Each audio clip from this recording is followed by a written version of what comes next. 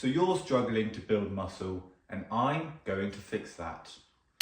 The reason that you're struggling to build muscle at the moment or are currently experiencing a rut can actually be made up of multiple factors, whether this is a sort of lapse in your training, your recovery or your diet. Surprisingly, your training is the least important out of these. Sleep and diet are the most important factors when it comes to your progress in the gym. I made a previous video called the 80-20 rule when it comes to building muscle.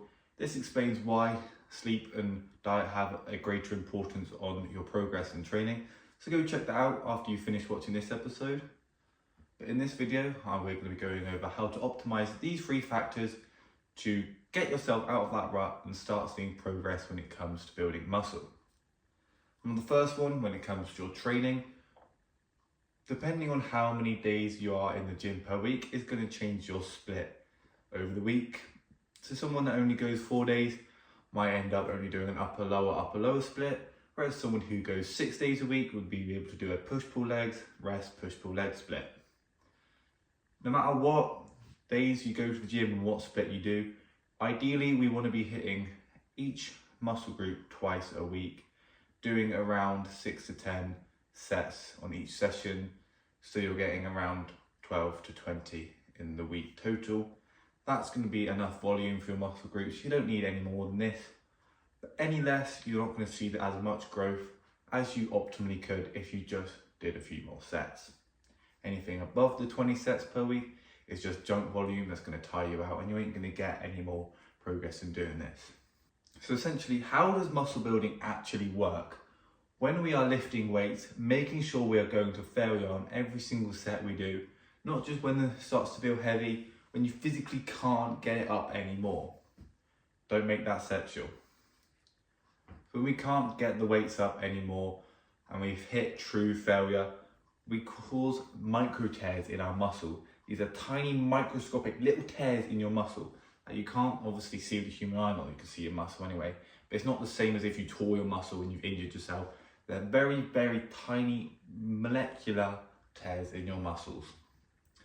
Now, how are these repaired and cause muscle growth? This is through your sleep and recovery. When you're sleeping and recovering, you're releasing growth hormones, your body's going through a recovery process, it's fixing any injuries you have, it's fighting off illnesses, it's doing all this sort of recovery behind the scenes work. And the one we want to focus on is protein synthesis. This is when during our sleep, the proteins that we get through our diet is repairing these small micro tears in our muscles, making them bigger, fuller and stronger. So when we're training, causing those micro tears, it's going to be painful, it's going to be hard to do these sets, but that's what causes the true growth. Now, to optimize for protein synthesis, obviously with our sleep, we want to aim for around 8 to 10 hours of good quality sleep per night. So to get good quality sleep per night, we want to be setting a consistent bedtime schedule. This is so we're going to the bed and waking up the same time every single day. This is on days where you're going to school and work and the weekends as well. Set your body clock. It's going to be more consistent and you're going to see better growth. Make sure all screens are off at least an hour and a half before bed. It means we're not consuming blue light through our eyes, making our brain awake and alert, and it knows it's time to wind down. How this works is through our caveman days when we used to be cavemen. Obviously we slept during the night and we're awake during the day.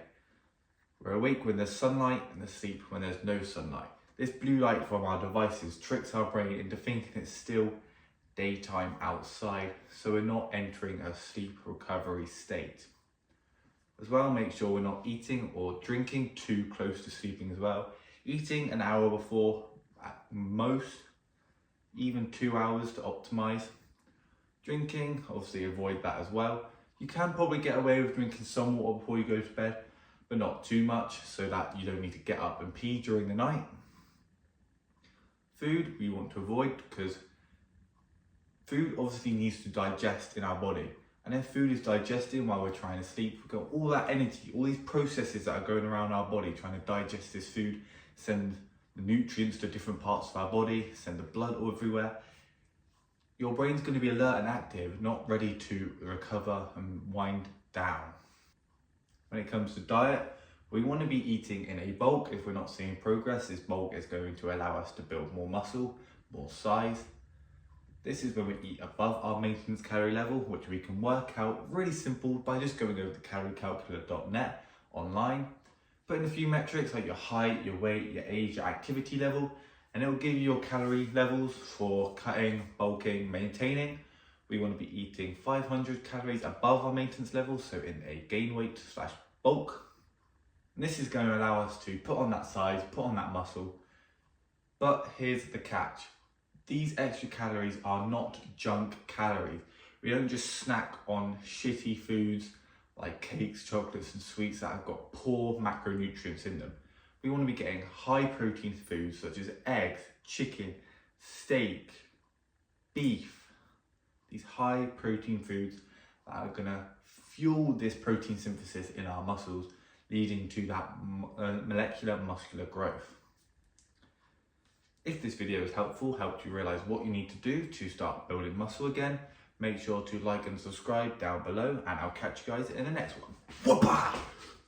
Ooh.